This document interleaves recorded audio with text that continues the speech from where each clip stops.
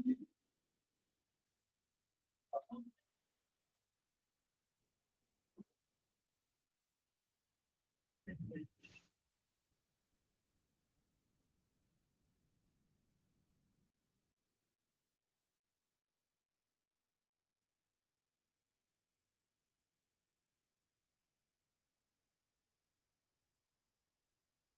morning, all.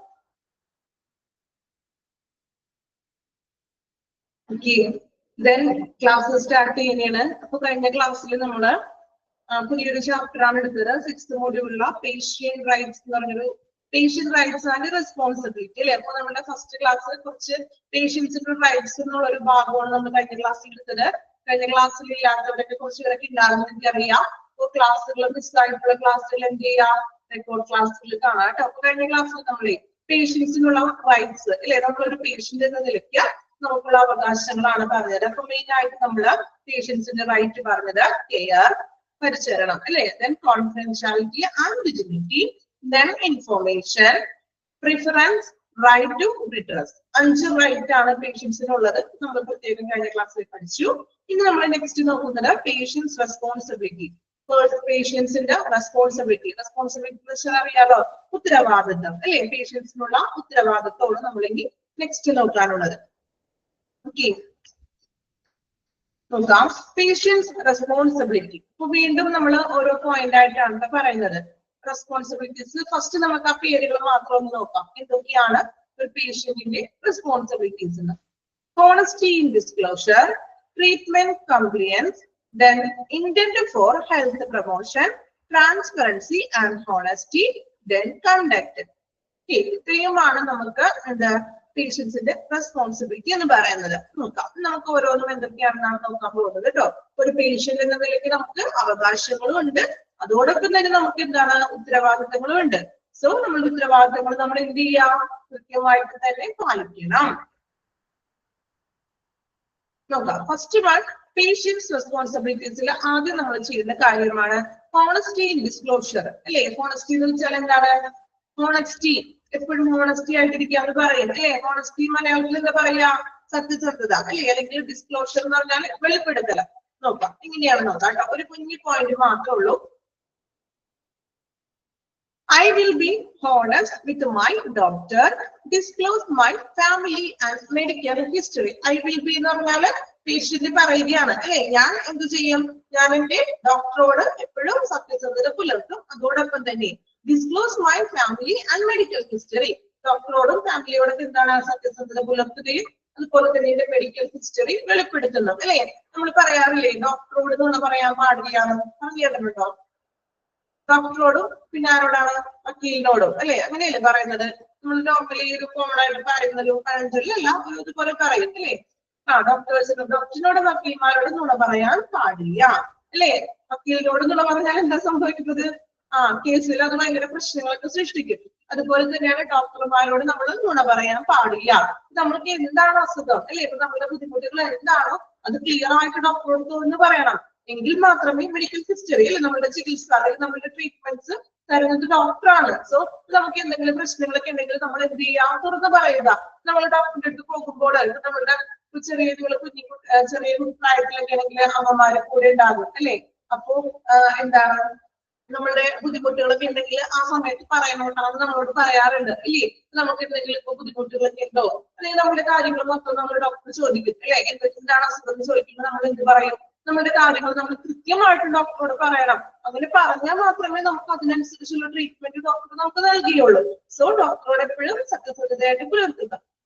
Age സത്യം പറയണോന്നോ? അത് നല്ലൊരു പോയിന്റ് ആണല്ലോ അല്ലെ. ഓക്കെ, ഏജ് ഒക്കെ കൃത്യമായിട്ട് പറയാം. ഏജിനേക്കാളൊക്കെ ഉപരി മെഡിക്കൽ ഹിസ്റ്ററി, നമ്മളുടെ ബുദ്ധിമുട്ടുകൾ ഇപ്പൊ നമുക്ക് എന്തെങ്കിലും അസുഖമായിട്ടാണ് ചെന്നെങ്കിൽ നമുക്ക് അതുമായിട്ടുള്ള ബുദ്ധിമുട്ടുകൾ, എത്രത്തോളം ബുദ്ധിമുട്ടുകളൊക്കെ നമുക്ക് ഉണ്ട്, നമുക്ക് ചെറുപ്പരാത്രി ബുദ്ധിമുട്ടുണ്ടായി, അങ്ങനെയുള്ള കാര്യങ്ങളൊക്കെ നമ്മൾ കൃത്യമായിട്ട് എന്ത് ചെയ്യുക, ഡോക്ടറോട് സത്യസന്ധമായിട്ട് പറഞ്ഞിരിക്കണം. ഓക്കെ, രണ്ടാമത്തെ റെസ്പോൺസിബിലിറ്റി നോക്കാം. ട്രീറ്റ്മെന്റ് കംപ്ലിയൻസ്. ട്രീറ്റ്മെന്റ് എന്ന് വെച്ചിട്ടുണ്ടെങ്കിൽ കംപ്ലിയൻസ് എന്ന് വെച്ചാൽ പാലിക്കുക ആണ്. ചികിത്സ കൃത്യമായിട്ടും പാലിക്കുക. അത് നമ്മൾ ഓരോരുത്തർക്കും ഉള്ള കാര്യമാണ് ഇവിടെ പറയുന്നത്. നമുക്ക് പോയിന്റ് പറയുന്നത് ഞാൻ പറയാം. നോക്കാം, ട്രീറ്റ്മെന്റ് കംപ്ലിയൻസിൽ എന്തെല്ലാം കാര്യങ്ങളാണ് നമ്മൾ ചെയ്യേണ്ടതെന്ന് നോക്കാം. അതിൽ ഫസ്റ്റ് പോയിന്റ് പറയുന്നത് I will be punctual for my appointments അല്ലെ. അതായത് എന്റെ അപ്പോയിന്റ്മെന്റ്സിൽ ഞാൻ കൃത്യനിഷ്ഠത പാലിക്കുന്നത്. എങ്ങനെയാ അപ്പോയിന്റ്മെന്റ്സിൽ കൃത്യനിഷ്ഠത പാലിക്കാൻ ഉദ്ദേശിക്കുന്നത് എന്ന് ആലോചിച്ച് നോക്കിയേ. നിങ്ങൾ അപ്പോയിന്റ്മെന്റിൽ കൃത്യനിഷ്ഠത പാലിക്കാറുണ്ടോ? എങ്ങനെയാ അപ്പോയിന്റ്മെന്റ്സിൽ കൃത്യനിഷ്ഠത പാലിക്കുന്നത്?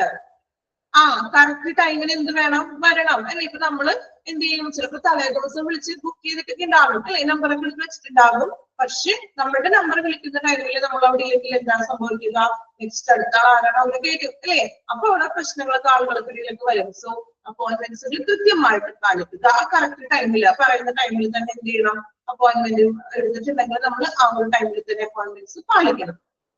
Then second point, I will do my best to comply with my doctor's treatment plan. അല്ലേ, അതായത് എന്താണ്, I will do my compliance ഉണ്ടെങ്കിൽ പാലിക്കാൻ ഞാൻ ശ്രമിക്കും, പാലിക്കും എന്നുള്ളൊരു മീനിങ് ആണ് കേട്ടോ. അതായത് ചികിത്സ ഞാൻ കൃത്യമായിട്ട് പാലിക്കുന്നത്. ചികിത്സ പാലിക്കാന്ന് വെച്ചാൽ എന്താണ്, ഡോക്ടർ നിങ്ങളോട് ചിലപ്പോ എന്തെങ്കിലും കാര്യങ്ങൾ പറഞ്ഞിട്ടുണ്ടാകും, മെഡിസിൻസ് തന്നിട്ടുണ്ടാകും. ചില ആളുകളുണ്ട് 2 ദിവസം മെഡിസിൻ ഒക്കെ കഴിക്കും, 2 ദിവസം കഴിയുമ്പോൾ നോർമലി കുറവായിട്ട് തോന്നുമ്പോൾ നമ്മൾ തന്നെ സ്വയം ഡോക്ടർ ആവാൻ നോക്കും അല്ലെ. മെഡിസിൻ കൃത്യമായിട്ട് കഴിക്കാതെ വരും. ഡോക്ടർ പറഞ്ഞ പോലെ കാര്യങ്ങൾ ഇപ്പൊ ചിലപ്പോ എക്സസൈസ് ഒക്കെ ചെയ്യാനൊക്കെ പറഞ്ഞിട്ടുണ്ടാകും, അല്ലെങ്കിൽ ചില ഫുഡുകൾ ഒഴിവാക്കാനൊക്കെ പറഞ്ഞിട്ടുണ്ടാകും അല്ലേ. എന്നിങ്ങനെയുള്ള കാര്യങ്ങളൊക്കെ പറയുമ്പോൾ അത് കൃത്യമായിട്ട് നമ്മൾ പാലിക്കണം. ഓക്കെ, അപ്പൊ അത് നമ്മളുടെ ഡ്യൂട്ടിയാണ്, ഉത്തരവാദിത്തമാണ്. അങ്ങനെ കൃത്യമായിട്ട് പാലിച്ചാൽ മാത്രമേ നമുക്ക് അതിനുള്ള ഇഫക്റ്റ് കിട്ടുള്ളൂ. ഓക്കെ, നെക്സ്റ്റ് അടുത്ത പോയിന്റ് നോക്കാം.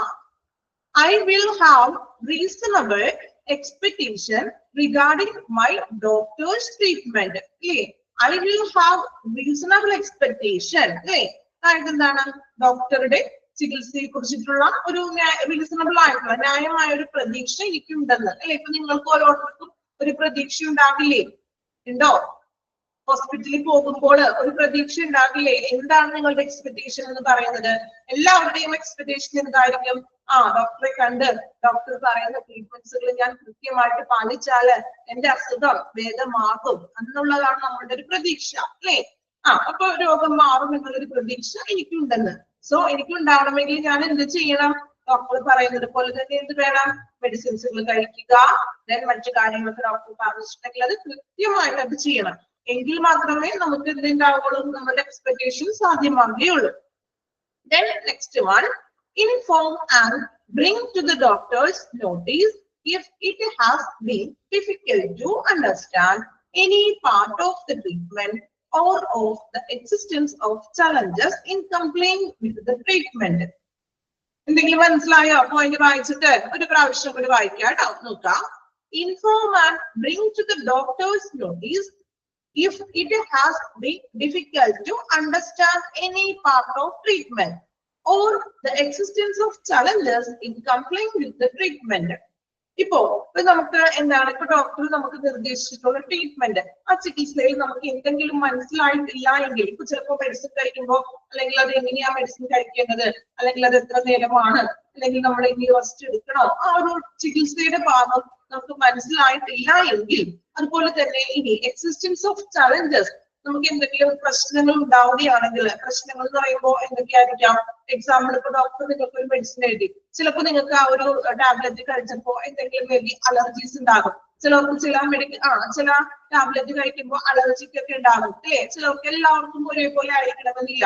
ചിലർക്ക് ചില മെഡിസിൻ കഴിക്കാൻ പറ്റില്ല. ചിലപ്പോൾ ആന്റിബയോട്ടിക്സോ അല്ലെങ്കിൽ മറ്റെന്തെങ്കിലും വോമിറ്റിംഗ് വരാം, അല്ലെങ്കിൽ ഗ്യാസിന്റെ പ്രോബ്ലംസ് വരാം, അല്ലെങ്കിൽ എന്താണ് ടയേർഡ് ആയി പോകാം.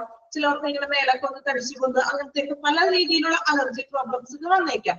അപ്പൊ ഇവിടെ പറയുന്നത്, ഇനി മേ ബി നമുക്ക് എന്തെങ്കിലും ട്രീറ്റ്മെന്റിന്റെ കാര്യം മനസ്സിലായില്ലെങ്കിലോ, അല്ലെങ്കിൽ ഇതുപോലെ നമുക്കൊരു ഡോക്ടർ എഴുതിയ മെഡിസിൻ കഴിച്ചപ്പോ നിങ്ങൾക്ക് പറ്റുന്നില്ല അത് കഴിക്കാനായിട്ട്, കാരണം എന്തെങ്കിലും അലർജി പ്രശ്നങ്ങളൊക്കെ വരികയാണെങ്കിലും എന്ത് വേണം, അത് ഡോക്ടറിന് എന്ത് ചെയ്യാം, ഉടനെ തന്നെ വിവരം അറിയിക്കുക. അപ്പൊ ഡോക്ടർ എന്ത് ചെയ്യും, ആ മെഡിസിനൊക്കെ മാറ്റിയിട്ട് വേറെ മെഡിസിനൊക്കെ തരും. ഇപ്പൊ നമുക്ക് ബുദ്ധിമുട്ടാണെങ്കിൽ നമ്മൾ പിന്നത്തെ തവണ ചെല്ലുമ്പോൾ നമ്മൾ പറയാറുണ്ട്, ഡോക്ടർ എനിക്ക് ആ മെഡിസിൻ കഴിച്ചിട്ട് പറ്റുന്നില്ല, അലർജി ഉണ്ടെന്ന് പറയുമ്പോൾ എന്ത് ചെയ്യും doctor?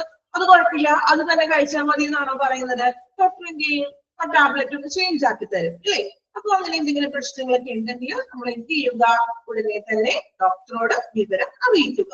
Okay, then last one, I will display intent to participate indolently in my medical care by actively involving myself in the prescribed do at home activities. എന്താണ് പറയുന്നത്? അതായത് നിർദ്ദേശിച്ചിട്ടുള്ളത് പോലെ തന്നെ ഡു അറ്റ് ഹോം ആക്ടിവിറ്റീസ്. അതായത് ഇപ്പോ നമുക്ക് വീട്ടിലേക്കുള്ള ആക്ടിവിറ്റീസുകളൊക്കെ തരും അല്ലെ? അതായത് മെഡിസിൻസുകളൊക്കെ കുറിച്ച് തന്നിട്ടുണ്ടാകും, ഇതുപോലെ ഫുഡ് ലെവൽ ക്രമീകരണത്തിൽ പറഞ്ഞിട്ടുണ്ടാകാം, അല്ലെങ്കിൽ ചിലപ്പോൾ ചില പേഷ്യൻസിനോട് എക്സസൈസ് ചെയ്യാൻ പറയും, ഫോളോ അപ്പ് ആക്ടിവിറ്റികളൊക്കെ തരും. അത് എന്ത് ചെയ്യുക?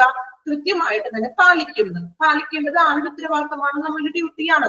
പ്രിസ്ക്രൈബ് ചെയ്തിട്ടുണ്ടാവും വീട്ടിൽ പോയിട്ട് ബാക്കി ചെയ്യേണ്ട കാര്യങ്ങൾ. ചിലപ്പോ ഒരു 1 വീക്ക് കഴിഞ്ഞിട്ട് എന്തെങ്കിലും ഇപ്പൊ യൂറിനോ ബ്ലഡ് ഒക്കെ ടെസ്റ്റ് ചെയ്യാനൊക്കെ പറഞ്ഞിട്ടുണ്ടാകും. സോ അങ്ങനെയുള്ള കാര്യങ്ങളൊക്കെ എന്ത് ചെയ്യുക?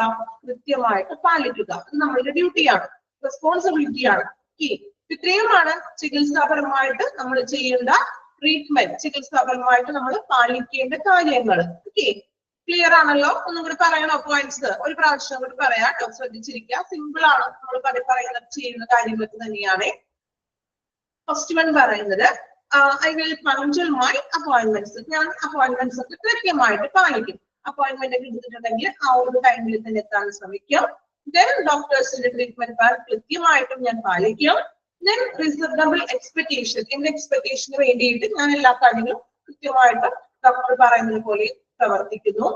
ദെൻ എന്തെങ്കിലും ഡൗട്ട്സ് ഉണ്ടെങ്കിലോ അല്ലെങ്കിൽ ഇപ്പൊ മെഡിസിൻ കഴിച്ചിട്ട് അലർജീസും മറ്റും പ്രോബ്ലംസ് ഉണ്ടാവുകയാണെങ്കിൽ ഉടനെ തന്നെ എന്ത് ചെയ്യുക? ഡോക്ടറെ വിവരം അറിയിക്കുക. ദെൻ ലാസ്റ്റ് വൺ പറഞ്ഞത് prescribe do at home activities. നമുക്ക് ഹോം ആക്ടിവിറ്റീസ് ഒക്കെ തന്നിട്ടുണ്ടെങ്കിൽ ഇപ്പൊ മെഡിസിൻ കഴിക്കാനോ അല്ലെങ്കിൽ എന്താണ് എക്സസൈസോ അല്ലെങ്കിൽ ഫുഡിന്റെ ഡയറ്റിങ്ങോ അല്ലെങ്കിൽ ടെസ്റ്റുകളൊക്കെ പറഞ്ഞിട്ടുണ്ടെങ്കിൽ അത് കൃത്യമായിട്ട് പാലിക്കും. ഓക്കെ, ക്ലിയർ ആണല്ലോ?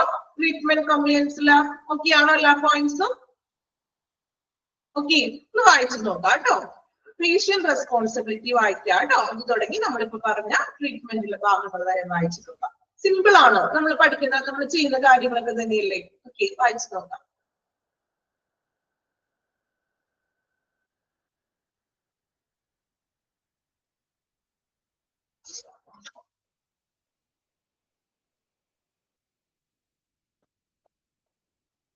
ഓരോ പോയിന്റും അർത്ഥം മനസ്സിലാക്കി വായിക്കാം കേട്ടോ.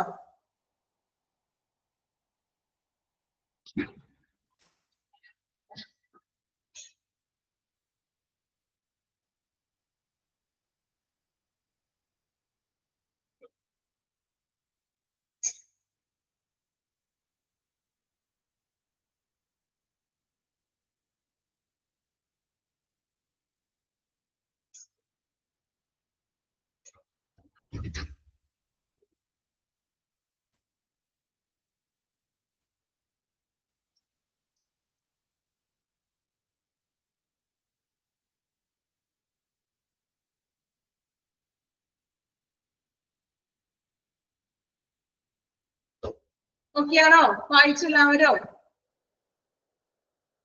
ഓക്കെ, നെക്സ്റ്റ് അടുത്ത റെസ്പോൺസിബിലിറ്റി നോക്കാം. ഇന്റന്റ് ഫോർ ഹെൽത്ത് പ്രൊമോഷൻ, അല്ലെ? ആരോഗ്യത്തെ പ്രോത്സാഹിപ്പിക്കുന്നു. നോക്കാം, ഇന്റന്റ് എന്ന് വെച്ചാൽ ഉദ്ദേശം എന്നാണ് കേട്ടോ. ആരോഗ്യത്തെ പ്രോത്സാഹിപ്പിക്കുക എന്നുള്ളൊരു ഉദ്ദേശം. നോക്കാം. I will do everything in my capacity to maintain health habits routines that enhance good health and take responsibility for my health. അല്ലേ? ആരോഗ്യം വർദ്ധിപ്പിക്കാനായിട്ട്, എന്റെ ആരോഗ്യത്തിന് നല്ലൊരു ആരോഗ്യം വർദ്ധിപ്പിക്കാനൊക്കെ ആയിട്ട് ഞാൻ എന്ത് ചെയ്യും? നല്ല ഗുഡ് ഹാബിറ്റ്സ്, അല്ലെ?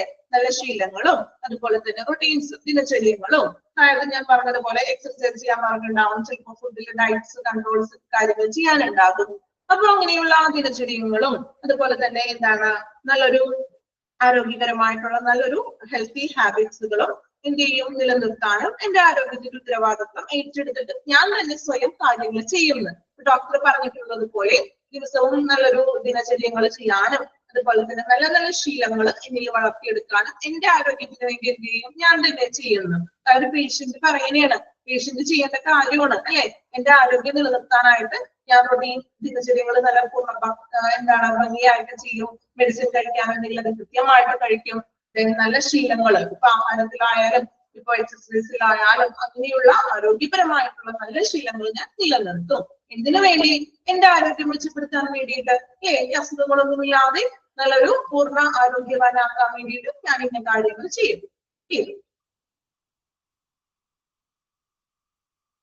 നാലാമത്തെ പോയിന്റ് കൂടി പറഞ്ഞിട്ട് വായിച്ചു നോക്കാം കേട്ടോ. Transparency and honesty. ട്രാൻസ്പെറൻസി എന്ന് വെച്ചാൽ എന്താ? ട്രാൻസ്പെറൻസി ഒരു സുതാര്യമായത് അല്ലെ, സുതാര്യവും അതുപോലെ തന്നെ ഹോണസ്റ്റി സത്യസന്ധതയുമായിട്ടുള്ളത്. നോക്കാം.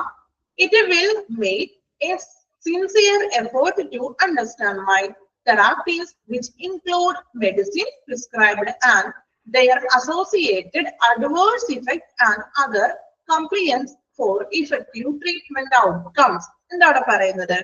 അതായത് ഇപ്പോ നിർദ്ദേശിച്ചിട്ടുള്ള മെഡിസിൻസുകൾ, ഇപ്പൊ ഡോക്ടർ പ്രിസ്ക്രൈബ് ചെയ്തിട്ടുള്ള മെഡിസിൻസുകളും അതുമായിട്ട് ബന്ധപ്പെട്ട അഡ്വേഴ്സ് ഇഫക്റ്റീവ്, അതായത് എന്താണ്, പ്രതികൂല എന്തെങ്കിലും ഇപ്പൊ അലർജീസോ അങ്ങനെയുള്ള ആഫ്റ്റർ ഇഫക്റ്റുകളൊക്കെ വരികയാണെങ്കിൽ അത് മറ്റ് ചികിത്സ അല്ലെങ്കിൽ എനിക്ക് കിട്ടുന്ന ചികിത്സയുടെ ഫലങ്ങൾ, ഔട്ട്കംസുകൾ ഞാൻ മനസ്സിലാക്കാൻ ശ്രമിക്കുന്നു അല്ലെ. അതായത് നമ്മൾ പറഞ്ഞു ഇപ്പൊ മെഡിസിൻ ഒക്കെ കഴിക്കുമ്പോൾ എന്തെങ്കിലും എനിക്ക് അലർജിയൊക്കെ വരികയാണെങ്കിൽ അത് ഇൻഫോം ചെയ്യാനും അതോടൊപ്പം തന്നെ ട്രീറ്റ്മെന്റിന്റെ ഔട്ട്കംസ് അല്ലെ. നമ്മൾ പറഞ്ഞില്ലേ, നമ്മള് ഇപ്പൊ ഹോസ്പിറ്റലിൽ ഒരു 1 വീക്ക് നമ്മൾ അഡ്മിറ്റ് ആക്കിയെന്ന് വിചാരിക്കാം.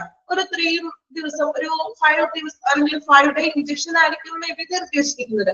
പക്ഷെ ഒരു 3 ഡേയ്സ് ആകുമ്പോഴേക്കും നമ്മൾ ഒരു 50% നമ്മൾ ഓക്കെ ആയി ഇല്ലേ, അങ്ങനെയല്ലേ.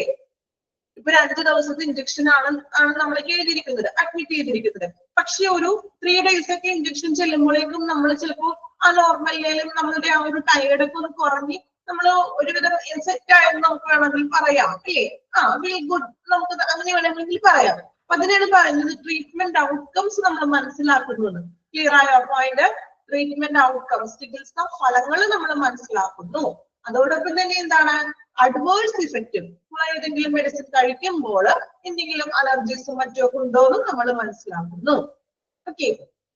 Then second point, I will not ask for corrections, bills and false certificates and or advocate forcefully by unlawful means to provide me with one. അല്ലേ, ഇത് നമ്മൾ സർവ്വസാധാരണമായിട്ട് കാണാനുള്ള ഒരു സംഭവമാണ്. അതായത് എന്തെങ്കിലും ഒരു I will not ask corrections bills, അതായത് എന്തെങ്കിലും രഹസ്യ ബില്ലുകളോ അല്ലെങ്കിൽ ഫോൾസ് സർട്ടിഫിക്കറ്റ്സ്, തെറ്റായിട്ടുള്ള സർട്ടിഫിക്കറ്റ്സോ ഞാൻ ആവശ്യപ്പെടില്ല എന്ന് ഇല്ലേ. ഇപ്പൊ നമ്മള് പലതിലും കാണാറുണ്ട്, ഇപ്പൊ ഫിലിമിലൊക്കെ ആണെങ്കിൽ ഫിലിമിലല്ല അല്ലാതെ മറിച്ച് നമ്മള് പല ഇതിലും കാണാറുണ്ട് സർട്ടിഫിക്കറ്റ്സ് ഒക്കെ. ഇതുപോലെ ഡോക്ടറോട് പൈസ കൊടുത്തിട്ടൊക്കെ വേറെ സർട്ടിഫിക്കറ്റ്സ് ഒക്കെ വാങ്ങിക്കുക ഇല്ലേ. നമ്മൾ സർവ്വസാധാരണമായിട്ട് കേൾക്കാവുന്നതല്ലേ.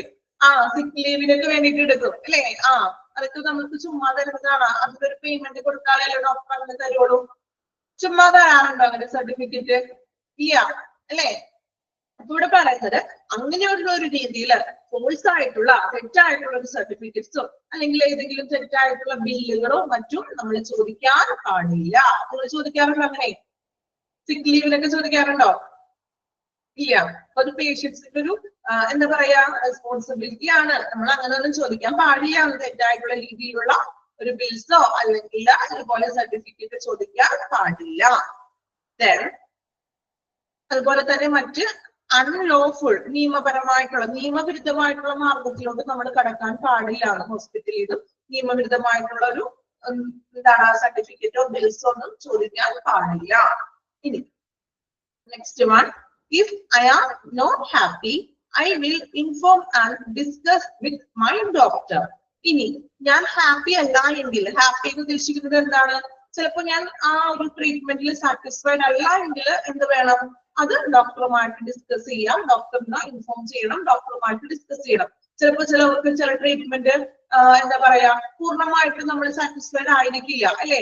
ഇപ്പൊ എല്ലാ ട്രീറ്റ്മെന്റും സാറ്റിസ്ഫൈഡ്, ചിലപ്പോ നമുക്കത് എനിക്കത് കുറയുന്നില്ല. 2 ദിവസം 3 ദിവസം ഇഞ്ചക്ഷൻ വെച്ചിട്ടും യാതൊരു മാറ്റവും നമ്മളുടെ കണ്ടീഷൻസ് മോശമാകുന്നുള്ളൂ. മറിച്ചത് കണ്ടീഷൻസിൽ വേറെ മാറ്റമൊന്നും വരുന്നില്ലെങ്കിൽ എന്ത് ചെയ്യണം? ഡോക്ടറോട് ഡിസ്കസ് ചെയ്യാം. അപ്പൊ ഡോക്ടർ ചിലപ്പോൾ മരുന്ന് മെഡിസിൻ ചേഞ്ച് ചെയ്യും, അല്ലെങ്കിൽ ഇഞ്ചക്ഷനിൽ തന്നെ ഡോസ് കൂട്ടും അല്ലേ. അപ്പൊ അങ്ങനെയുള്ള കാര്യങ്ങളൊക്കെ ചെയ്യും. അപ്പൊ നമുക്ക് അങ്ങനെ ഹാപ്പി അല്ല, സാറ്റിസ്ഫൈഡ് അല്ല എങ്കിലും നമ്മൾ അത് വെച്ചുകൊണ്ടിരിക്കേണ്ട ആവശ്യമില്ല. നമ്മൾ എന്ത് വേണം? ഡോക്ടറെ ഇൻഫോം ചെയ്യാം. Okay. Last one, I will report fraud and wrong doing. ഇനി ഇപ്പോ എന്തെങ്കിലും ഫ്രോഡ് ആയിട്ടുള്ള അല്ലെങ്കിൽ തെറ്റായിട്ടുള്ള പ്രവർത്തനങ്ങൾ നമുക്ക് നേരെ ചെയ്യുന്നുണ്ടെങ്കിൽ അത് നമുക്ക് റിപ്പോർട്ട് ചെയ്യാം. ഇപ്പൊ നഴ്സസിന്റെ ഭാഗത്തു നിന്നോ മറ്റ് സ്റ്റാഫുകളുടെ ഭാഗത്തു നിന്നോ എന്തെങ്കിലും തെറ്റായിട്ടുള്ള രീതിയിൽ നമുക്ക് തോന്നുകയാണെങ്കിൽ അത് എന്ത് ചെയ്യാം? മാനേജ്മെന്റിനെയോ ഡയറക്ടറെയോ എന്ത് ചെയ്യാം? റിപ്പോർട്ട് ചെയ്യാം. ഓക്കെ, ഇത്രയുമാണ് ട്രാൻസ്പെറൻസി ആൻഡ് ഹോണസ്റ്റിയിൽ വരുന്നത്. ഒന്ന് വായിച്ചു നോക്കാം കേട്ടോ. മൂന്നാമത്തെ പോയിന്റും നാലാമത്തെ പോയിന്റും വായിക്കുക. ഈ പോയിന്റ്സുകളെ ഇതുപോലെ തന്നെ നമുക്ക് പറഞ്ഞു പോകാൻ പറ്റുള്ളൂ കേട്ടോ. കാരണം ഇതിൽ കൂടുതൽ ഒന്നും എക്സ്പ്ലനേഷൻ ചെയ്യേണ്ട ആവശ്യമില്ല അല്ലേ. മാക്സിമം ഞാൻ നിങ്ങൾക്ക് മനസ്സിലാവുന്ന രീതിയിലോട്ടാണ് ആ പോയിന്റ് പറഞ്ഞത്. അതിൽ കൂടുതൽ ഒന്നും പറയാനില്ല. ഓക്കെ, പോയിന്റുകൾ അതുപോലെ തന്നെ പറയാനേ നമുക്ക് പറ്റുള്ളൂ. സെക്കൻഡ് പോയിന്റ് പറയുന്നത് അനാവശ്യമായിട്ടുള്ള സർട്ടിഫിക്കറ്റുകളോ, അതായത് ഇപ്പോ അസുഖം ഉണ്ടെന്ന് തെളിയിക്കാനോ അല്ലെങ്കിൽ ഇതുപോലെ സിക്ക് ലീവോ അങ്ങനെ രഹസ്യ ബില്ലുകളോ അനധികൃതമായിട്ട് നമ്മൾ വാങ്ങിക്കാൻ പാടില്ല. പൈസ കൊടുത്തിട്ട് നമ്മൾ ബില്ലൊക്കെ വാങ്ങിക്കുമല്ലോ, എന്തെങ്കിലും കറക്ഷൻസിനൊക്കെ വേണ്ടിയിട്ടും മറ്റെന്തെങ്കിലും അവർക്ക് ബെനിഫിറ്റ്സിന് വേണ്ടിയിട്ട് പേഷ്യൻസ്, അതുപോലെ തന്നെ സർട്ടിഫിക്കറ്റ്സ്, ഇപ്പൊ ലീവ് ഒക്കെ എടുക്കാൻ വേണ്ടിയിട്ട് എന്ത് ചെയ്യും, മെഡിക്കൽ സർട്ടിഫിക്കറ്റ് ഒക്കെ കാണിക്കും അല്ലേ. അപ്പൊ അങ്ങനെയൊന്നും ചോദിക്കാൻ പാടില്ല. വായിച്ചു നോക്കാം കേട്ടോ.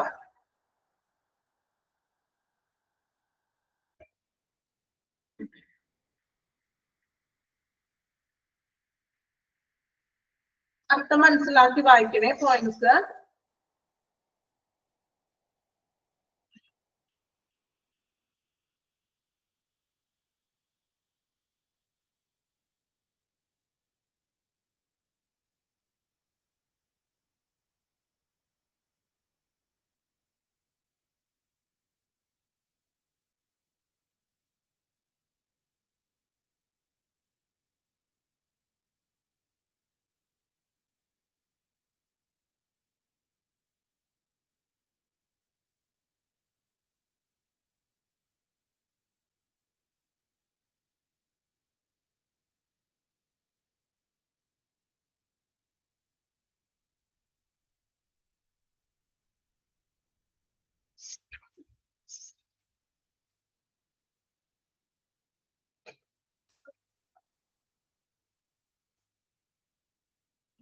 ഓക്കെ ആണോ? വായിച്ചോ?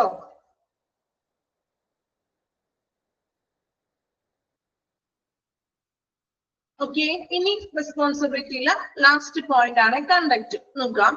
I will be respecting the doctors and medical staff caring and treating me. അല്ലെ, എന്നെ ട്രീറ്റ് ചെയ്യുന്ന കെയർ ചെയ്യുന്ന ഡോക്ടേഴ്സിനോടും മെഡിക്കൽ സ്റ്റാഫുകളോടും ഞാൻ എന്താണ് ഒരു റെസ്പെക്ടിങ് ഉണ്ടായിരിക്കും, എനിക്ക് ഒരു ബഹുമാനം ഉണ്ടായിരിക്കും.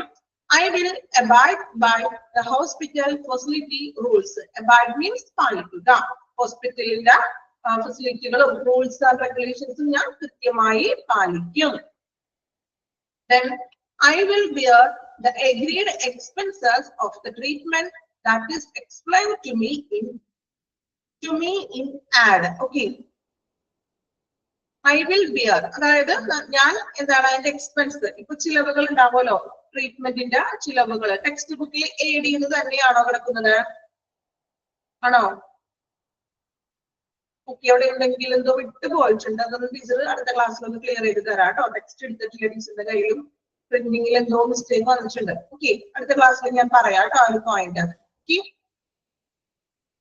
അലവൻസ് ആണോ അല്ലെങ്കിൽ അഡ്വാൻസ് ആവാനും വഴിയുണ്ട്. ഓക്കെ, ഒന്ന് ക്ലിയർ ചെയ്തിട്ട് പറയാം, സംശയത്തോടെ നമുക്ക് പഠിക്കണ്ട. ഒന്ന് ക്ലിയർ ചെയ്തിട്ട് പറഞ്ഞുതരാം കേട്ടോ. അഡ്വാൻസ് ആവാനായിരിക്കും ചാൻസ് കൂടുതൽ. ഓക്കെ, ഒന്ന് ക്ലിയർ ചെയ്തിട്ട് മിസ് പറയാം അടുത്ത ക്ലാസ്സിൽ കേട്ടോ. മിസ് ശ്രദ്ധിച്ചില്ല. ഓക്കെ, ടെക്സ്റ്റ് എടുത്തിട്ടില്ല, മിസ്സിന്റെ പ്രിന്റിലും അങ്ങനെ തന്നെയാണ് കിടക്കുന്നത്. ഓക്കെ, ഒന്ന് വായിച്ചു നോക്കാം കേട്ടോ. ഈ 2 പോയിന്റ് വായിച്ചോളൂ. അടുത്ത പോയിന്റ് ഞാൻ അടുത്ത ക്ലാസ്സിൽ അതൊന്ന് ക്ലിയർ ചെയ്തിട്ട് പറയാം. ഓക്കെ, വായിച്ചു നോക്കാം കേട്ടോ.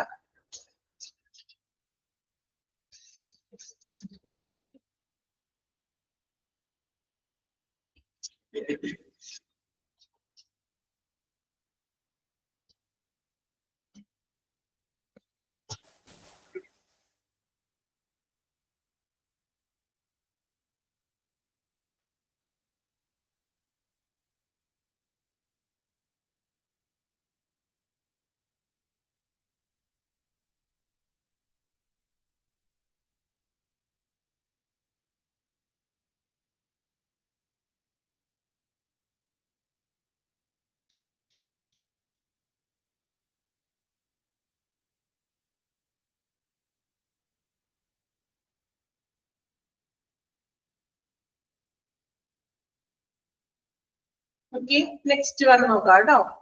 നമ്മുടെ റെസ്പോൺസിബിലിറ്റീസ് കംപ്ലീറ്റ് ചെയ്തിട്ടോ. 5 റെസ്പോൺസിബിലിറ്റീസ് ആണ് പേഷ്യൻസിന് പറഞ്ഞത്. Honesty in disclosure, treatment compliance, intent for health promotion, transparency and honesty, then conduct. Last point നമുക്ക് അടുത്ത ക്ലാസ്സിൽ ഡിസ്കസ് ചെയ്യാം കേട്ടോ. ഇതിൽ അഡ്വാൻസ് എന്നായിരിക്കാം, എന്നാലും ഒന്ന് സെർച്ച് ചെയ്തിട്ട് പറയാം. ഓക്കെ.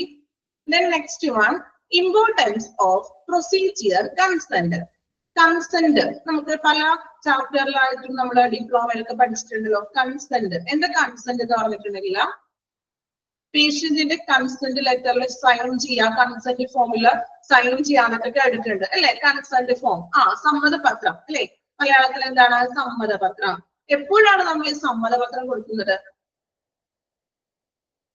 എന്താണ് സമ്മതപത്രം കൊണ്ട് ഉദ്ദേശിക്കുന്നത്? അതിന്റെ പർപ്പസ് ഉണ്ടോ? സർജറിക്ക് നമ്മൾ സമ്മതപത്രം എഴുതിയിട്ട് എന്ത് ചെയ്യും?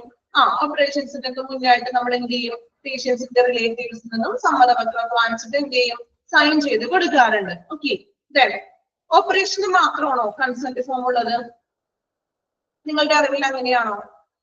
അല്ല. ബ്ലഡ് ട്രാൻസ്ഫ്യൂഷൻ ഉണ്ട്, ട്രാൻസ്ഫർ ചെയ്യുമ്പോൾ ഉണ്ട്, ദെൻ അല്ലാതെ വരുന്ന അഡ്മിഷൻ ഉണ്ട്, ക്രിട്ടിക്കൽ സ്റ്റേജിലുണ്ട്, അഡ്മിഷന്റെ ടൈമിലുണ്ട്. ഇപ്പൊ ഏതെങ്കിലും ടെസ്റ്റിംഗ് അല്ലെങ്കിൽ ഏതെങ്കിലും പ്രൊസീജിയേഴ്സ്, ചെറിയ ചെറിയ എന്തെങ്കിലും പ്രൊസീജിയേഴ്സിന്റെ കാര്യത്തിലൊക്കെ ആണെങ്കിലും എന്തുണ്ട്? കൺസെന്റ് ഫോം വേണം. അപ്പോ ഈ കൺസെന്റ് ഫോമും കൊണ്ട് എന്താണ് അവിടെ ഉദ്ദേശിക്കുന്നത്? നമ്മളത് ഈ കൺസെന്റ് ഫോമിൽ സൈൻ ചെയ്യാന്ന് പറയുന്നത് എന്താണ് അവിടെ ഉദ്ദേശിക്കുന്നത്? അതായത് നമുക്ക് രോഗീനെ നമ്മൾ ഈ ഒരു സർജറി ചെയ്യാൻ അല്ലെങ്കിൽ ട്രീറ്റ്മെന്റ് ചെയ്യാനായിട്ട് നമ്മൾ എന്താണ്, നമ്മൾ തയ്യാറാണ് അല്ലേ? അതിന് തയ്യാറാണെന്നാണ് കൺസെന്റ് ഫോം പറയുന്നത്. ഓക്കെ. നോക്കാം, അവിടെ നമ്മൾ ഇനി പഠിക്കാൻ പോകുന്നത് കൺസെന്റ് ഫോമിനെ കുറിച്ചിട്ടാണ്.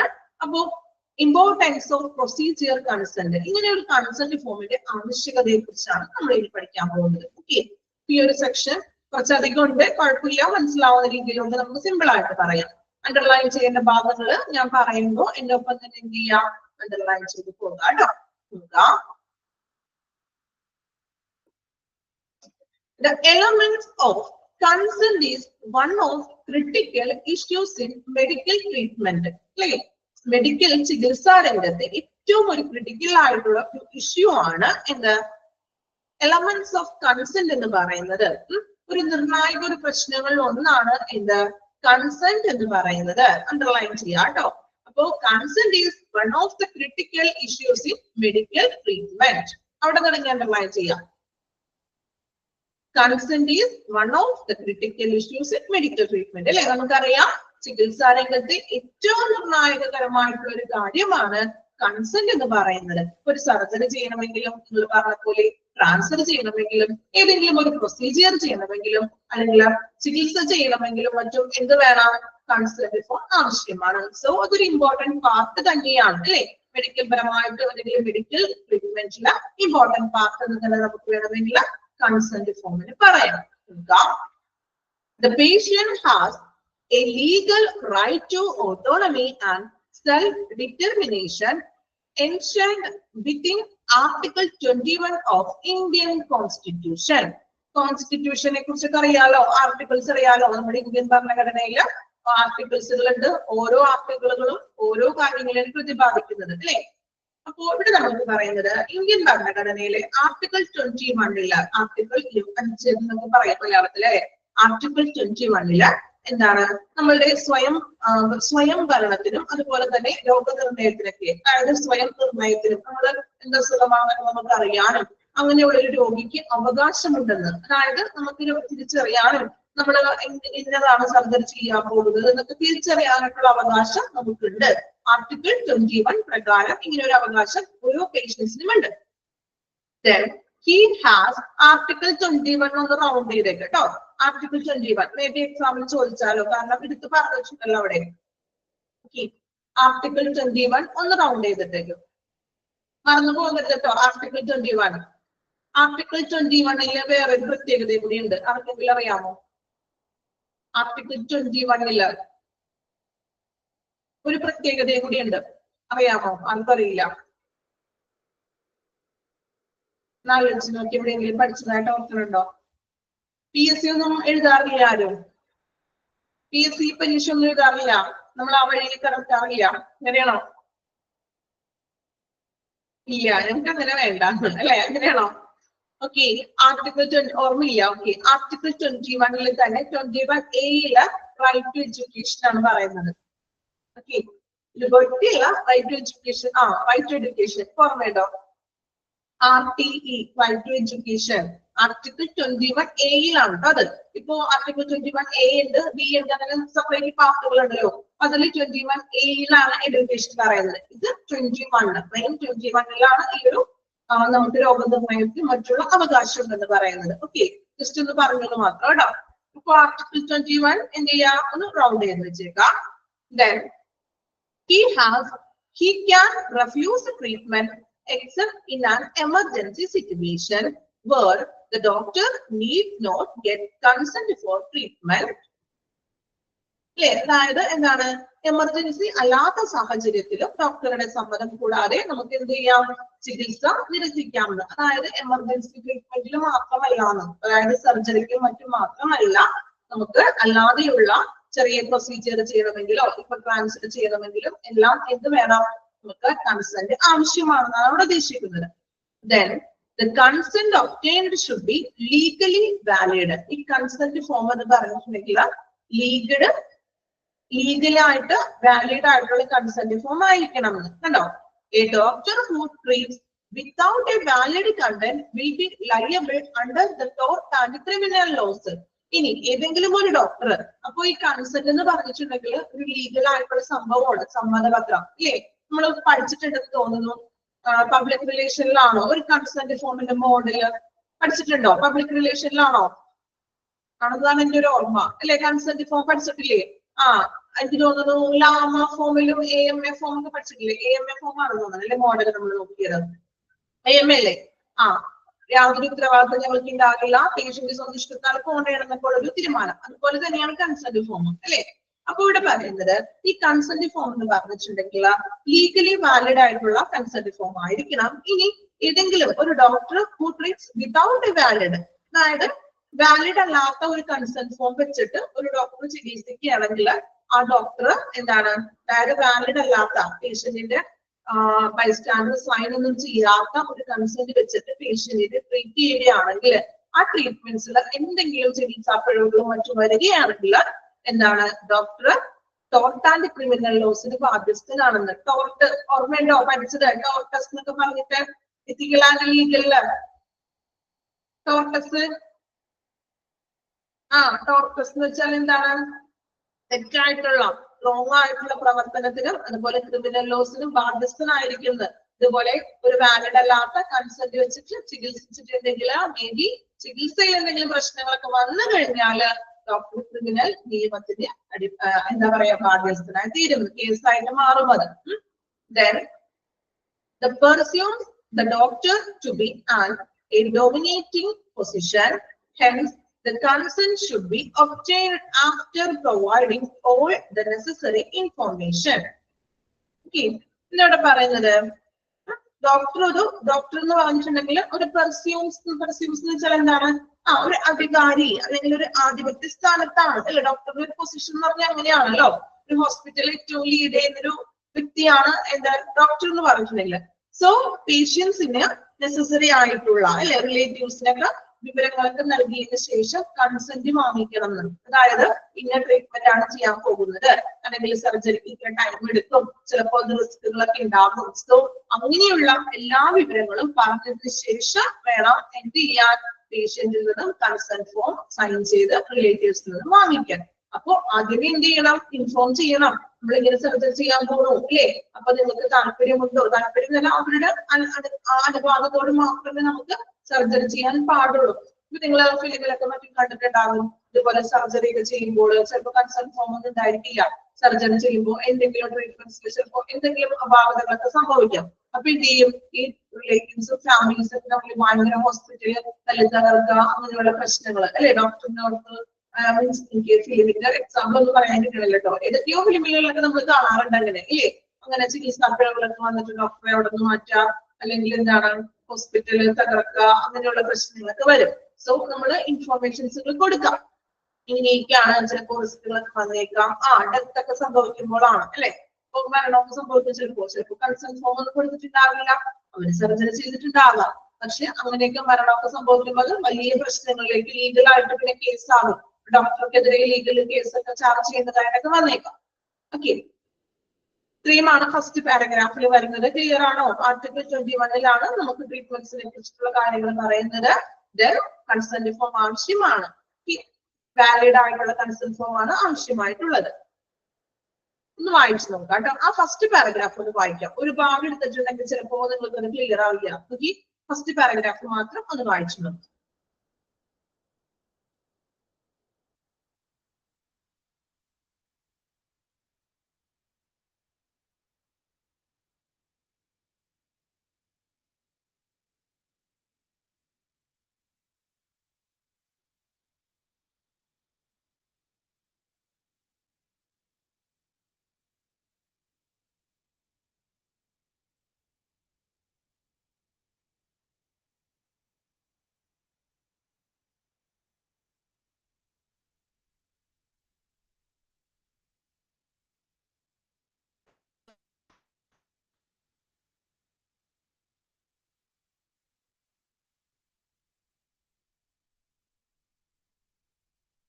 ഓക്കെ ആണോ first paragraph?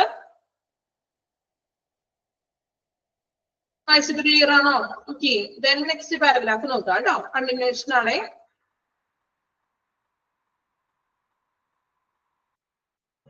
The medical practice itself determines the need for written consent. അല്ലെ, അതായത് മെഡിക്കൽ പ്രാക്ടീസ് ഹോസ്പിറ്റലിൽ തന്നെ ഇങ്ങനെയുള്ളൊരു രേഖാമൂലമുള്ളൊരു സമ്മതത്തിന്റെ ആവശ്യകത പേഷ്യൻസിനെ അറിയിക്കുന്നുണ്ട്. Ideally, where the patient is subjected to anesthesia, either local or general, or where the patient is subjected to severe pain during administration of the treatment, a written consent would be helpful. അല്ലെ, ഒരു പേഷ്യന്റിന് നമ്മൾ അനസ്തേഷ്യക്ക് വിധേയനാക്കുമ്പോൾ, അതായത് സർജറിക്കൊക്കെ ആയിരിക്കാം അല്ലെ, സർജറിക്കൊക്കെ നമുക്ക് വിധേയനാക്കുമ്പോൾ anaesthesia കൊടുക്കേണ്ടി വരും. ആ ഒരു ടൈമിലും അതുപോലെ തന്നെ എപ്പോഴാണ് പേഷ്യൻസ് ചിലപ്പോ അഡ്മിനിസ്ട്രേഷൻ ചികിത്സയുടെ ഭാഗമായിട്ട് ഭയങ്കര ബുദ്ധിമുട്ടുകൾ പെയിനൊക്കെ അനുഭവിക്കുന്ന സെവർ ആയിട്ടുള്ള എന്തെങ്കിലും ഇഞ്ചുറീസോ അങ്ങനെയുള്ള സിറ്റുവേഷൻസിലും എന്ത് ചെയ്യുന്നു, ആ ഒരു ചികിത്സയുടെ ഭാഗത്തിലും കൺസെന്റ് കീമോ അങ്ങനെയുള്ള കേസസിലൊക്കെ എന്ത് ചെയ്യുന്നു, കൺസെന്റ് ആവശ്യമാണ്. അത് ഹെൽപ്ഫുൾ ആയിട്ട് വന്നേക്കാം. ദെൻ അതായത് അനസ്തേഷ്യ കൊടുക്കുമ്പോൾ ഹെൽപ്ഫുൾ ആണെന്ന് വെച്ചാൽ എന്താണ്, നമ്മൾ പല കേസുകളും കേട്ടിട്ടൊക്കെ ഉണ്ടല്ലേ, ന്യൂസിലൊക്കെ കാണാറില്ലേ, അനസ്തേഷ്യയുടെ പിഴവ് മൂലം അനസ്തേഷ്യയുടെ അളവ് കൂടിപ്പോയതുകൊണ്ട് ചിലപ്പോ എന്താണ് പേഷ്യൻസിന് മരണം സംഭവിക്കാം, അല്ലെങ്കിൽ ചിലപ്പോൾ തളർന്നു പോവുക, അങ്ങനെയുള്ള പല റെയർ ആയിട്ടുള്ള കേസുകൾ നമ്മൾ കേട്ടിട്ടുണ്ട്. സോ അതിനൊക്കെ വേണ്ടിയിട്ടാണ് അവർ കൺസെന്റിൽ സൈൻ ചെയ്ത് വാങ്ങിക്കുന്നത്. Okay, then there is no obligation that a doctor should always obtain written consent and failure of which would hold him liable. Okay, അതുപോലെ തന്നെ എന്താണ് പറയുന്നത്, doctors, there is no obligations that a doctor should always obtain written consent and failure of which would hold him liable. However, if there is written consent, the medical practitioner would have greater ease in providing consent in case of litigation. നോക്കാം, അതായതാണ് പറയുന്നത്. പക്ഷെ doctor എല്ലായ്പ്പോഴും ഈ രേഖാമൂലമുള്ള സമ്മതം ചോദിക്കുന്നില്ലാണ്. ചിലപ്പോ oral ആയിട്ടായിരിക്കാം. നമ്മള് രേഖാമൂലമുള്ള സമ്മതം അല്ലാതെ ചെറിയ പ്രൊസീജിയേഴ്സിനൊക്കെ ആണെങ്കിൽ ചിലപ്പോ പേഷ്യൻസിന്റെ റിലേറ്റീവ്സിന്റെ റൂമിൽ വിളിച്ചിരുത്തിയിട്ട് ചോദിക്കും, സംസാരിക്കും ഇല്ലേ, പലപ്പോഴും അങ്ങനെ സംസാരിക്കാറുണ്ട്. അപ്പൊ ചെറിയ പ്രൊസീജിയർ ഒക്കെ ആണെങ്കിൽ എന്ത് ചെയ്യും, റിലേറ്റീവ്സിനെ ഡോക്ടറിന്റെ റൂമിൽ വിളിച്ചിരുത്തിയിട്ട് സംസാരിച്ചിട്ട് കാര്യങ്ങളൊക്കെ എന്ത് ചെയ്യും, പ്രൊസീജിയേഴ്സ് ചെയ്യും. അപ്പൊ എല്ലായ്പ്പോഴും രേഖാമൂലമുള്ള സമ്മതം നമ്മള് എന്താണ് ഡോക്ടർ പറയാറില്ലാണ്. അതുപോലെ തന്നെ എന്താണ് അങ്ങനെ നിർബന്ധിക്കാറില്ല. ചിലത് നമുക്ക് ഓൺലൈനായിട്ട് തന്നെ ചോദിക്കാം. Then, however, if there is a written consent, the medical practitioner would have greater ease in providing consent in case of litigation. Litigation എന്ന് വെച്ചാൽ വ്യവഹാരം എന്നാണ് കേട്ടോ, അതായത് പ്രവൃത്തി, ഏതെങ്കിലും ഒരു പ്രൊസീജിയേഴ്സ്. ഇപ്പോ എന്താണ് രേഖാമൂലമുള്ള സമ്മതം ഉണ്ടെങ്കിൽ കുറച്ചും കൂടി കൺസെന്റ് മെഡിക്കൽ പ്രാക്ടീഷണർ ഡോക്ടേഴ്സ് എളുപ്പമായിരിക്കും കാര്യങ്ങൾ ചെയ്യാനായിട്ട്. അപ്പോ സർജറി കേസൊക്കെയാണ് വരുന്നതെങ്കിൽ അനസ്തേഷ്യ കൊടുക്കണമെങ്കിൽ രേഖാമൂലമുള്ള ആവശ്യമായിട്ട് വന്നേക്കാവുന്ന, അല്ലാതെ ഉള്ളത് ചിലപ്പോ ഓറലായിട്ട് കാര്യങ്ങള് പേഷ്യൻസിന്റെ റിലേറ്റീവ്സിനോടൊക്കെ സംസാരിച്ചിട്ടായിരിക്കും പ്രൊസീജിയർ ചെയ്യുന്നത്. Then, to standardize the practice, the Medical Council of India, MCI, underline ചെയ്യാം കേട്ടോ, MCI ഫുൾ ഫോം ചോദിക്കാറുണ്ട്, Medical Council of India. has laid down guidelines that are issued as regulation in which consent is required to be taken in writing before performing an operation. അപ്പോ MCI മാർഗനിർദ്ദേശങ്ങള് operation മാത്രം ബാധകമാണെന്ന്, അതായത് operation പ്രൊസീജിയറിന് എന്തെല്ലാം കാര്യങ്ങളാണ് consent ചെയ്യേണ്ടത്, consent ഫോമിൽ ഉൾപ്പെടുത്തേണ്ടതെന്ന് നിർദ്ദേശിക്കുന്നത് MCI ആണെന്ന്. ഓപ്പറേഷന്റെ പ്രൊസീജിയറിൽ സർജറിയുടെ കൺസെന്റ് ഫോമിലെ മാർഗനിർദ്ദേശങ്ങൾ പറയുന്ന ഗൈഡ് ലൈൻ നൽകുന്നത് MCI ആണ്. ഓപ്പറേഷന്റെ മാത്രം. Then the MCI guidelines are applicable to operations and do not cover other treatments. അപ്പോൾ സർജറിക്കുള്ള ഗൈഡ് ലൈൻസ് തരുന്നത് ഈ MCI ആണ്. Then മറ്റു ട്രീറ്റ്മെന്റ്സിനും അല്ലെങ്കിൽ മറ്റു ചികിത്സയ്ക്കൊന്നും MCI അല്ല ഗൈഡ് ലൈൻസ് കൊടുക്കുന്നത്. For other treatments, the following may be noted as a general guidelines. മൂന്ന് general guidelines ആണ് പറയുന്നത് കേട്ടോ. ഓപ്പറേഷന്റെ ടൈമില് MCI നൽകുന്ന ഗൈഡ് ലൈൻസുകൾ. ഇത് മൂന്നെണ്ണം ഒന്ന് നോട്ട് ചെയ്ത് വെച്ചേക്കും. മേ ബി ചോദിക്കാൻ ചാൻസ് ഉണ്ട്. MCI ഫുൾ ഫോം ചോദിക്കും. അതോടൊപ്പം തന്നെ ചിലപ്പോൾ ഇനി ഗൈഡ് ലൈൻ മൂന്നെണ്ണം തന്നിട്ടുള്ളൂ. അപ്പൊ അതൊന്ന് ഓർത്തിരിക്കുക കേട്ടോ. നോക്കാം. For routine types of treatment, implied consent would suffice. എന്താണ് പറയുന്നത്? അതായത് പതിവ് ചികിത്സക്ക് റൂട്ടീൻ ട്രീറ്റ്മെന്റ്, ഇപ്പൊ എന്തെങ്കിലും ടെസ്റ്റുകൾ ചെയ്യാനോ ഇപ്പൊ ഡെയിലി എന്തെങ്കിലും ചെക്കപ്പ് ചെയ്യാനോ മറ്റിനും അങ്ങനെയുള്ള കാര്യങ്ങൾക്ക് ഇംപ്ലോയിഡ് കൺസെന്റ് മതിയെന്ന്. സഫീസ് എന്ന് വെച്ചാൽ അത് മതിയാകുന്നത്. അതായത് ഇംപ്ലോയിഡ് എന്ന് വെച്ചിട്ടുണ്ടെങ്കിൽ ഇൻഡയറക്റ്റ് ആയിട്ടുള്ളത്, രേഖാമൂലമുള്ളതൊന്നും വേണ്ട, മറിച്ച് ഓറൽ ആയിട്ടുള്ള സമ്മതം മതിയാകും റൂട്ടീൻ ടൈപ്സിൽ. അതായത് ഡെയിലി നമ്മൾ ചിലപ്പോൾ എന്തെങ്കിലും ടെസ്റ്റുകൾ ചെയ്യുന്നതായിരിക്കാം, അല്ലെങ്കിൽ ബ്ലഡ് എടുക്കുന്നതായിരിക്കാം, അല്ലെങ്കിൽ എന്താ പറയാ ഇപ്പൊ ഇൻസുലിൻ ഒക്കെ എടുക്കുന്നതായിരിക്കാം. അങ്ങനെയുള്ള ഡെയിലി ട്രീറ്റ്മെന്റിനാണെങ്കിൽ ഒരു പ്രത്യക്ഷമായിട്ടുള്ളത് മതിയെന്ന്. നമുക്ക് എന്താണ് ഡയറക്റ്റ് അല്ല, ഒരു ഇംപ്ലോയിഡ് ഇൻഡയറക്റ്റ് ആയിട്ടുള്ള രീതിയിൽ മതി. സ്റ്റിച്ചിങ്ങും അങ്ങനെയൊക്കെ ആണെങ്കിൽ അങ്ങനെ ഡയറക്റ്റ് ആയിട്ടുള്ള രീതിയിലൊന്നും എന്ത് വേണ്ട, കൺസെന്റ് വേണ്ട. Then for detailed types of treatment, ideally express oral consent may be needed. ഇനി ഡീറ്റെയിൽഡ് ആയിട്ടുള്ള ട്രീറ്റ്മെന്റ് കുറച്ച് സമയം എടുത്ത് ചെയ്യുന്ന ട്രീറ്റ്മെന്റ്സ് ഒക്കെ ആണെങ്കിൽ അതിന് ഓറൽ കൺസെന്റ് ആവശ്യമാണ്. Then for complex type of treatment, written express consent is required. Complex ആയിട്ടുള്ളതാണെങ്കിൽ റിട്ടേൺ വേണം, ഡീറ്റെയിൽ ആയിട്ടുള്ളതാണെങ്കിൽ ഓറൽ വേണം. Then routine type ആണെങ്കിൽ ഇംപ്ലോയിഡ് കൺസെന്റ്, അതായത് ഇൻഡയറക്റ്റ് കൺസെന്റ്. ഓക്കെ, സൈഡിൽ വേണമെങ്കിൽ ഒന്ന് എഴുതി വെച്ചോളൂ. എഴുതി വെക്കണോ? വേണ്ടല്ലോ. ഒന്നിങ്ങനെ ആരോ മാർക്ക് ഇട്ട് വരച്ചാൽ മതി. റൊട്ടീൻ ട്രീറ്റ്മെന്റിനാണെങ്കിൽ ഇംപ്ലോയിഡ് കൺസെന്റ്, ഡീറ്റെയിൽഡ് ട്രീറ്റ്മെന്റിനാണെങ്കിൽ എന്താണ് ഓറൽ കൺസെന്റ്, കോംപ്ലക്സ് ടൈപ്പ് ട്രീറ്റ്മെന്റിനാണെങ്കിൽ എന്താ റിട്ടേൺ കൺസെന്റ്. ഓക്കെ, മൂന്ന് കാര്യങ്ങൾ ഓർത്തിരുന്നാൽ മതി. ആ മൂന്ന് പോയിന്റാണ് പറയുന്നത്. ക്ലിയർ ആയോ? റൊട്ടീൻ ട്രീറ്റ്മെന്റ് ആണെങ്കിൽ ഇംപ്ലോയിഡ് കൺസെന്റ്, ഇൻഡയറക്റ്റ് ആയിട്ടുള്ള കൺസെന്റ് മതി. ഡീറ്റെയിൽഡ് ട്രീറ്റ്മെന്റ് ആണെങ്കിൽ ഓറൽ കൺസെന്റ് വേണം. അതുപോലെ തന്നെ കോംപ്ലക്സ് ടൈപ്പ് ട്രീറ്റ്മെന്റ് ആണെങ്കിലോ റിട്ടേൺ കൺസെന്റ്. ഓക്കെ, അത് വായിക്കുമ്പോ തന്നെ ഒന്ന് പഠിച്ചു പോണം കേട്ടോ. ഇംപ്ലോയിഡും ഓറല് തന്നെയാണ്, പക്ഷെ ഇംപ്ലോയിഡ് നമ്മുടെ അടുത്ത് പറഞ്ഞിട്ടുണ്ട്. അപ്പൊ ആ ഒരു ടേം ഒന്ന് ഓർത്ത് വെക്കുക നിങ്ങൾ. ഇംപ്ലോയിഡ് എന്ന് വെച്ചാൽ ഡയറക്റ്റ് അല്ലാത്ത രീതിയിൽ ഇൻഡയറക്റ്റ് ആയിട്ട് മതി എന്നാണ് ഉദ്ദേശിക്കുന്നത്. ഓക്കെ, അപ്പൊ ആ വേർഡ് ഒന്ന് ഓർത്തിരിക്കുക, ഇംപ്ലോയിഡ് കേട്ടോ. സെക്കൻഡ് പാരഗ്രാഫ് വായിച്ചു നോക്കാം കേട്ടോ. വായിക്കുമ്പോൾ ഇത് മൂന്നും ഒന്ന് പ്രത്യേകം പഠിച്ചു പോകാം. ഓക്കെ, വായിച്ചു നോക്കാം കേട്ടോ. അർത്ഥം മനസ്സിലാക്കി വായിക്കണം കേട്ടോ.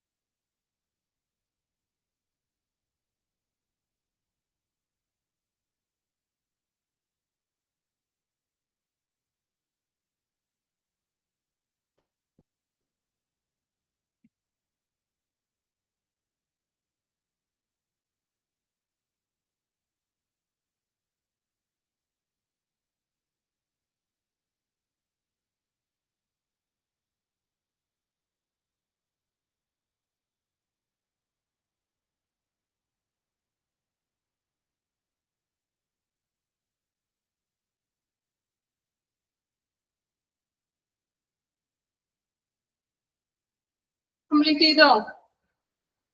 3 പോയിന്റ് ഒന്ന് മാർക്ക് ചെയ്ത് വെച്ചേക്കാം കേട്ടോ. 3 പോയിന്റ്.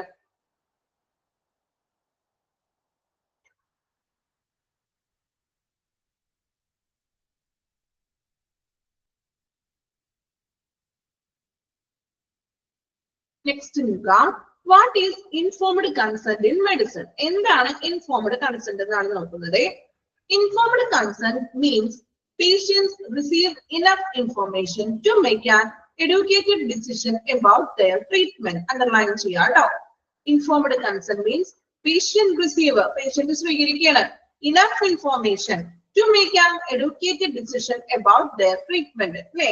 അവരുടെ ചികിത്സയെ കുറിച്ചിട്ട് ഒരു എഡ്യൂക്കേറ്റഡ് ആയിട്ടുള്ള നല്ലൊരു ബോധപൂർവമായിട്ടുള്ള ഒരു ചികിത്സയെ കുറിച്ചിട്ട് തീരുമാനമെടുക്കാനായിട്ട് അവര് ആവശ്യമായിട്ടുള്ള വിവരങ്ങൾ സ്വീകരിക്കുന്നു. അതായത് ട്രീറ്റ്മെന്റ്സിന്റെ എല്ലാ വിവരങ്ങളും അവരോട് ഇൻഫോം ചെയ്ത് കൊടുക്കാണ് പേഷ്യൻസിന്.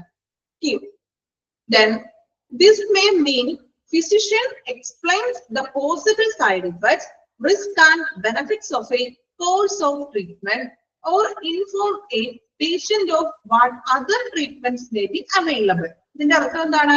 ഇൻഫോം ചെയ്യുന്നതാണ്. ഫിസിഷ്യൻ എന്ത് ചെയ്യുന്നു? പേഷ്യൻസിന്റെ സൈഡ് ഇഫക്ട്സ്, ഇത് നമ്മുടെ ട്രീറ്റ്മെന്റ് അല്ലെങ്കിൽ അസുഖം മൂലം അല്ലെങ്കിൽ ട്രീറ്റ്മെന്റിലുള്ള സൈഡ് ഇഫക്ട്സുകൾ എന്താണ്, അതുപോലെ റിസ്കുകൾ ഉണ്ടോ, ബെനഫിറ്റ്സുകൾ, അതോടൊപ്പം തന്നെ എന്താണ് കോഴ്സ് ഓഫ് ട്രീറ്റ്മെന്റ്, എങ്ങനെയായിരിക്കും ചികിത്സ, ആ ഒരു കോഴ്സ്, ആ ചികിത്സ കാലയളവില്, അതോടൊപ്പം തന്നെ inform as a patient what other treatment, മറ്റ് അവൈലബിൾ ആയിട്ടുള്ള ചികിത്സാ രീതികളെ കുറിച്ചും പേഷ്യന്റിന് ഇൻഫോം ചെയ്യുന്നു, ഡോക്ടർ ഇൻഫോം ചെയ്ത് കൊടുക്കുന്നു. It can mean patient are given enough time, if possible, to consider their option and seek a second option if appropriate. അപ്പൊ ഡോക്ടർ ഇങ്ങനെ സാധ്യതകളൊക്കെ പറഞ്ഞു കൊടുക്കുകയാണ്. എക്സാമ്പിൾ പറയുകയാണെങ്കിൽ ഇപ്പൊ നമ്മൾ എന്തെങ്കിലും ഒരു അസുഖമായിട്ട് ചെന്നെന്ന് വിചാരിക്കാം. അപ്പൊ ഡോക്ടർ ചിലപ്പോൾ പറയും നമുക്ക് ഇപ്പൊ തന്നെ സർജറി ചെയ്യേണ്ട കേസ് ആണ് അല്ലെ, ഇപ്പൊ സർജറിക്ക് ഇത്ര എമൗണ്ട് വരും, സർജറിക്ക് ഇത്ര എമൗണ്ടുകളൊക്കെ ആകും, അപ്പൊ നിങ്ങൾ ഇത്ര ദിവസം അഡ്മിറ്റ് ആകണം, മൂവ്മെന്റ്, സർജറിയുടെ ഫീസ്, അങ്ങനെ ടോട്ടൽ എമൗണ്ടുകളും കാര്യങ്ങളൊക്കെ ഡോക്ടർ പറയും.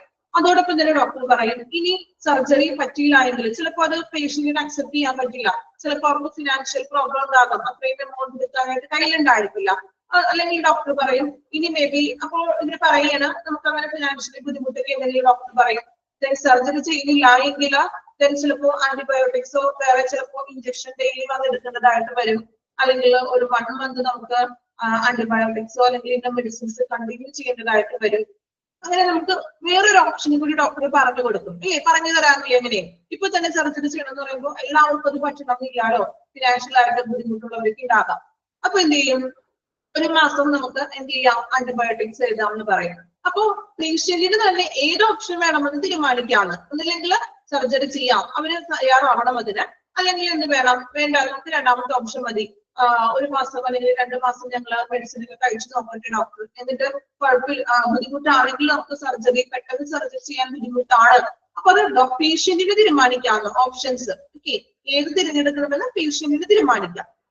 Then informed consent can also mean patients are informed if treatment is recommended, as well as what might happen if they get no treatment. അല്ലേ? അപ്പോൾ ഇവിടെ പറയുന്നത് എന്താണ്, ഇൻഫോംഡ് കൺസെന്റ് എന്ന് പറഞ്ഞിട്ടുണ്ടെങ്കിൽ patients are informed if treatment is recommended. ഏത് treatment വേണമെന്ന് പേഷ്യൻസിനോട് ഇൻഫോം ചെയ്യുകയാണ് അല്ലെ, നമുക്ക് റെക്കമെൻഡ് ചെയ്യുന്നതാണ്, ഏത് വേണം, നമുക്ക് ഏത് ചൂസ് ചെയ്യണം, പല ട്രീറ്റ്മെന്റ് മെത്തേഡ്സുകളും രീതികളൊക്കെ പറയും. അപ്പോ ഏത് ചൂസ് ചെയ്യണമെന്ന് തീരുമാനിക്കുന്നത് ആരാണ്, പേഷ്യൻസ് ആണ്. As well as what might happen if they get no treatment. ഇനി ഇപ്പൊ സർജറി ചെയ്തില്ലെങ്കിൽ എന്ത് സംഭവിക്കുമെന്നും നമ്മൾ റിസ്കുകളും കൂടി എന്ന് പറയുന്നു ഇൻഫോർമേഷൻസ് പേഷ്യൻസിന് കൊടുക്കുന്നു. ഇതാണ് ഒരു ഇൻഫോംഡ് കൺസെന്റ് എന്ന് പറയുന്നത്. അതായത് ട്രീറ്റ്മെന്റ്സിന്റെ ഭാഗങ്ങളെ കുറിച്ചും അല്ലെങ്കിൽ അതിന്റെ റിസ്കുകളെ കുറിച്ചും ബെനഫിറ്റ്സ് എന്താണ്, അല്ലെങ്കിൽ മറ്റു ചികിത്സാ രീതികളെ കുറിച്ചും ഫിസിഷ്യൻ ഇൻഫോം ചെയ്യുന്നു. then നമുക്ക് തീരുമാനിക്കാം നമുക്ക് ഏത് ഓപ്ഷൻ വേണം, നമുക്ക് ഏത് മെത്തേഡാണ് നമുക്ക് ചൂസ് ചെയ്യാൻ പറ്റുന്നത്, പേഷ്യൻസിന് തന്നെ സ്വയം ചൂസ് ചെയ്യാം. ക്ലിയർ ആണോ ഞാൻ പറയുന്ന കാര്യങ്ങൾ? ഓക്കെ ആണോ ഇൻഫോംഡ്?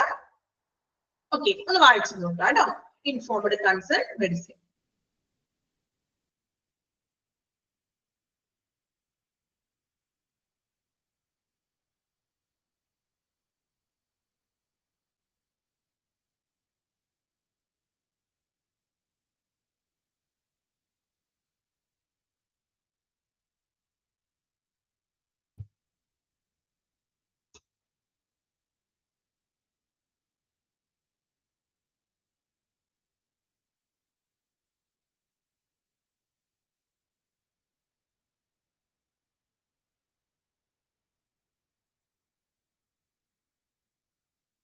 ക്ലിയർ ആണോ?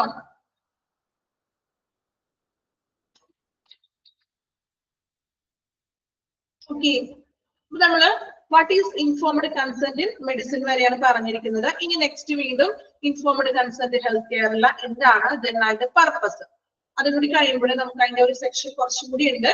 അത് നമുക്ക് നെക്സ്റ്റ് ക്ലാസ്സിൽ മതിയല്ലോ. ഒരുപാട് എടുത്ത് ഇനി ബോറാക്കണ്ടല്ലോ. ഇടുത്തത്രയും നമ്മൾ ക്ലിയർ ആയിട്ട് മനസ്സിലാക്കി വെക്കാം. ഓക്കെ, ഇടുത്തത്രയും ഓക്കെയാണോ? ഇന്നത്തെ ക്ലാസ്സിൽ പറഞ്ഞ കാര്യങ്ങൾ എല്ലാം ക്ലിയർ ആണ് എല്ലാവർക്കും? ഓക്കെയാണോ? ഓക്കെ, നമ്മൾ അധികം ഒരുപാട് എടുത്ത് പോകാത്തതാണ് മിസ്. ഇന്നെടുത്ത് നമുക്ക് എടുക്കുന്ന അത്രയും ചെറുതാണെങ്കിലും അത്രയും അത് നിങ്ങൾക്ക് ക്ലിയർ ആകണം. എങ്കിൽ മാത്രമേ നമുക്ക് അടുത്ത സെഷനിൽ എടുത്തിട്ട് കാര്യമുള്ളൂ. ഓക്കെ, ദെൻ ഇത് സിമ്പിൾ ആയിട്ടുള്ള ഒരു ചാപ്റ്റർ ആണ്. പേഷ്യൻസ് നമ്മൾ അറിയേണ്ട ചാപ്റ്റർ ആണ് അല്ലെ? നമ്മൾ ശരിക്കും പറഞ്ഞാല് നമ്മൾ പഠിച്ചിരിക്കേണ്ട ഒരു ചാപ്റ്റർ തന്നെയാണ് അല്ലെ? ഇത് എനിക്ക് തോന്നിയോ? ഒരു പേഷ്യന്റ് എന്ന നിലയ്ക്ക് നമ്മൾ ചെയ്യുന്ന റെസ്പോൺസിബിലിറ്റീസ് അല്ലെ, അല്ലെങ്കിൽ നമുക്കുള്ള അവകാശങ്ങൾ, ഇതെല്ലാം നമ്മൾ അറിഞ്ഞിരിക്കേണ്ട ഒന്ന് തന്നെയാണ് അല്ലെ? അപ്പൊ നമ്മൾ അതിൻ്റെതായിട്ടുള്ള രീതിയിൽ പഠിക്കാം. ബുദ്ധിമുട്ടുണ്ടെങ്കിൽ ഫോളോ ചെയ്യാൻ പറ്റുന്നില്ലെങ്കിൽ ഒന്ന് പറയാം കേട്ടോ. മാക്സിമം 2 പ്രാവശ്യം റിപ്പീറ്റ് ചെയ്യുന്നുണ്ട്. ഇനി ഈ ഒരു പോയിന്റ്സുകളെ ഇതുപോലെ തന്നെ നമുക്ക് പറഞ്ഞു പോകാൻ പറ്റുള്ളൂ. കാരണം ഇതിൽ കൂടുതൽ ഞാൻ ഡീറ്റെയിൽ ആയിട്ട് പറഞ്ഞിട്ടുണ്ടെങ്കിൽ നിങ്ങൾക്കൊന്നും മനസ്സിലാവില്ല. അപ്പൊ ചില പോയിന്റ്സുകൾ ഇതുപോലെ എന്താ ഒരു വളഞ്ഞ വഴിക്കൊക്കെയാണ് സെന്റൻസുകൾ തന്നിരിക്കുന്നത് ചില കാര്യങ്ങൾ അല്ലെ. പക്ഷെ അതിന് നമ്മളുടേതായ രീതിയിലോട്ട് മാറ്റി പറയുന്നുണ്ട്. ഓക്കെ, അപ്പൊ എല്ലാവർക്കും മനസ്സിലായെന്ന് വിചാരിക്കുന്നു. നെക്സ്റ്റ് ക്ലാസ്സിലൊക്കെ വരുമ്പോ അതാണ് എടുക്കുന്നത്. നെക്സ്റ്റ് ക്ലാസ്സിൽ തന്നെ കയറുന്നത് തൊട്ട് മുന്നായിട്ട് നമ്മൾ എവിടം വരെ എടുത്ത് നിർത്തിയേക്കുന്നത് അതുവരെ ഒന്ന് വായിക്കാം. ഓക്കെ, ദെൻ ക്ലാസ് എക്സാമ്പിൾ ഉള്ളവര് മിസ്സായിട്ടുള്ളവര് റെക്കോർഡ് ക്ലാസ്സിൽ കാണാം കേട്ടോ. Okay, thank you all. Thank you. Thank you, ma'am. Thank you, ma'am. Thank you, ma'am.